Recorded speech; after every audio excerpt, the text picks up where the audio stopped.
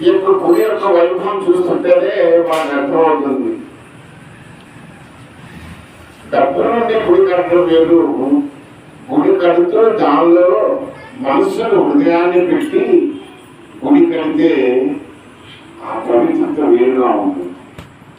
ఆ పవిత్రతతో కూడినటువంటి గుడి మన దేవాలయం. దేవాలయము మనిషి యొక్క దేహంలో దర్శించినప్పుడు మాత్రమే వ్యక్తులు ఆ పవిత్రమైనటువంటి భావన ఏర్పడుతుంది. మన హృదయాల్లో మన భగవంతుడు చూసుకోకపోతే ఆ భగవంతుడు అనేటువంటి భావన మనకు ప్రేరణ కాదు.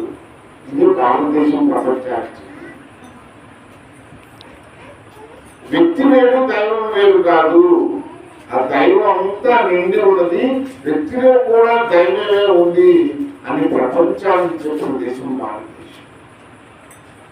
కనుక గురువులు అందరూ కూడా ఒకే చెప్పారు, దైవాన్ని నీ హృదయంలో దర్శించు, అప్పుడు నీలో పరివర్తన వస్తుంది. ఆ పరివర్తన కారణంగానే సమాజం మారుతుంది. కనుక మనము దేవాలయాన్ని ఎలా దర్శించాలంటే ఒక లైట్ లాగా చూడాలి. కేవలం లైట్ అనుకుంటాము, వెలుగు పొందాము, కేవలం ఒకటి లైట్ ఉంటే మాత్రం వెలుగుద్దా?